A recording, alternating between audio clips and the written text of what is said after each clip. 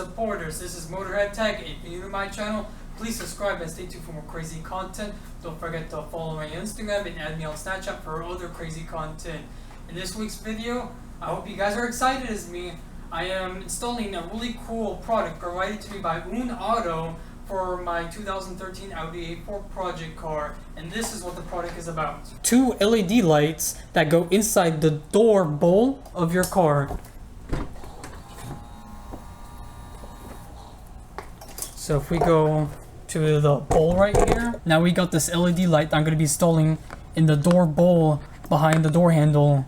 And this is going to be a bit tricky, and it will require some customizations because my door handle is not like the regular door handles you will see on their page. I have like a slanted curve right here, so I will be using a Dremel to cut this corner out and make it flushed in and look really nice. The first step upon buying this product right here, you will need to measure your inside door bowl with the measuring tape. As before you order the product, you're going to need to send in your measurements to them. But what I did was I used a special type of measuring tape to get the most accurate measurement for the customization and cutout for them to give me. And it may not be perfect right now, but that's the reason why I have a Dremel. And other tools you will need is interior trim removal pieces. You're going to need probably a soldering station if you want to solder. If you don't want to solder, you could always resort to the method of heat shrink tubes, which you just grab a heat gun, you blow it, and it closes up the connection with the lights when you connect it to your car. Now my soldering station is an all-in-one. I have a volt tester right here so I could test out the voltage of the car and test out how many volts I need. You're supposed to run this under 12 volts. I'm going to take a look at my car, see what the connections is in a second, but you also need Torx bits to remove the door panel. You may not know this, but this will make my installation a lot easier. You will see this red light right here in this car. So what I'm going to do is I'm going to test the voltage on that to see if it's good enough to connect the inside LED door lights in that door bowl. If you guys want to remove the door panels on this car, please watch my previous YouTube video in the upper right hand corner to view how to remove your entire interior of your car correctly. So I'm going to be fast forwarding this video for time purposes. We'll locate the door handle, which is this portion right here. We're going to locate the Torx and we're going to remove all those Torx screws out. Once you've done that, we're going to have to cut out this area with a Dremel. You can see the slope in a better angle from here. We're also going to be using this light connector to power on the Noon LED light. Once the whole entire door handle assembly is removed, we can flip it upside down, and we're going to locate back here a little pinhole, if you guys can see that. So we're going to gently tap that out with a hammer and a flathead screwdriver. You could really use anything, but this is just a pop that pin out of place easily. There we go, just a couple small hits and you're gonna start seeing that little piece popping out.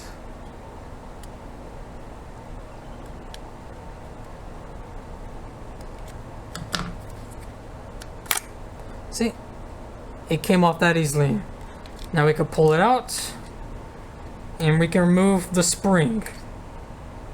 Set that off to the side, and now your door handle comes off.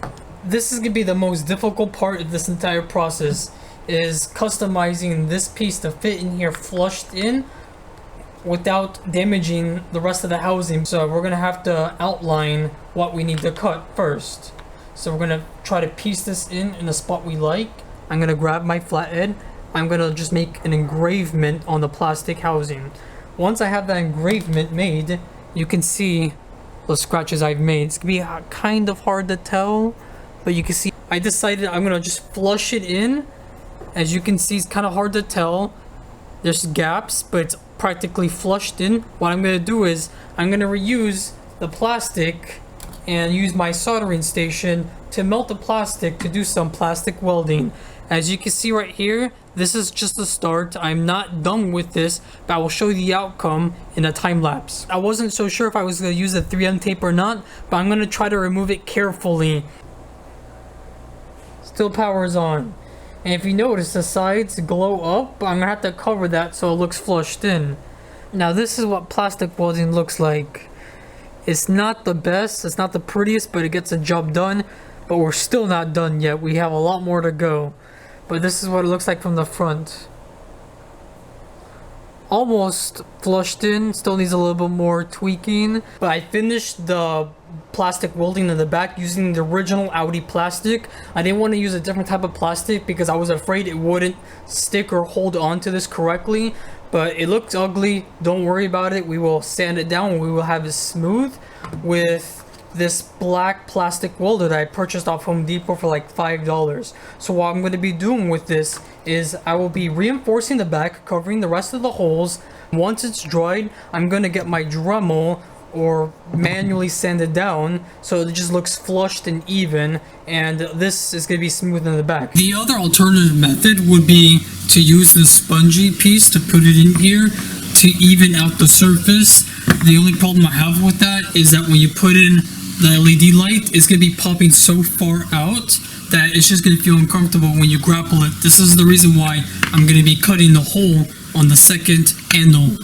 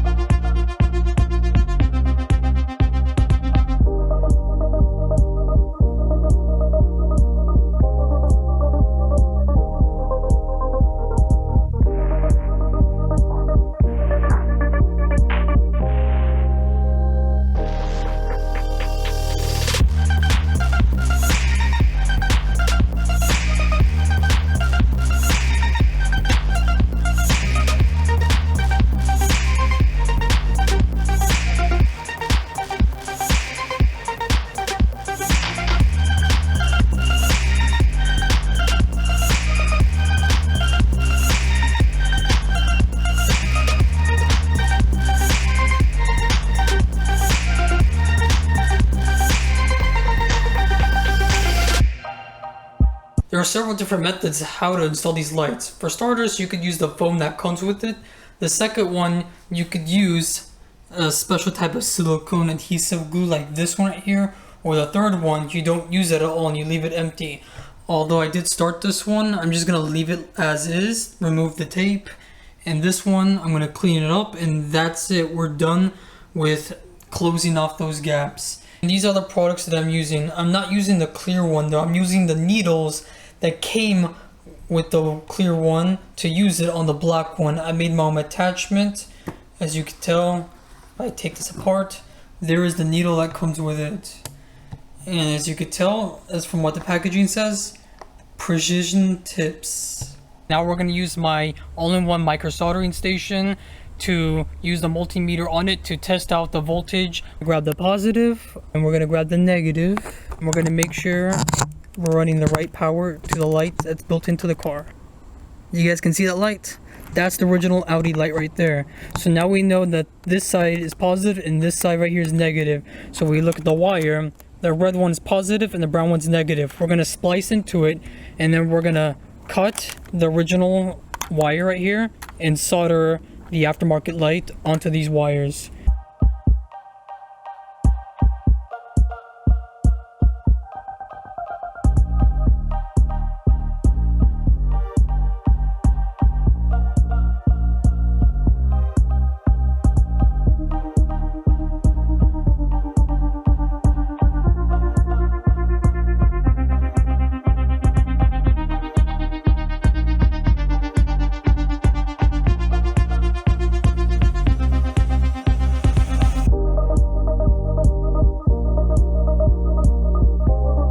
This is the final outcome. Let's take a look at it.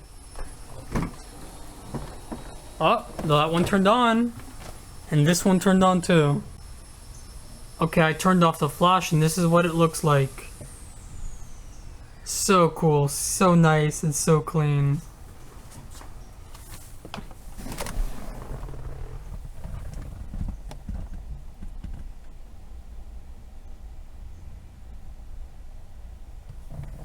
I hope you guys enjoyed this video. I hope this video has been very helpful. Don't forget to like, subscribe, and share this video. And don't forget to show support on AoonuAuto's page and buy their products. Anyways, peace out. Have a good one. I'll see you in the next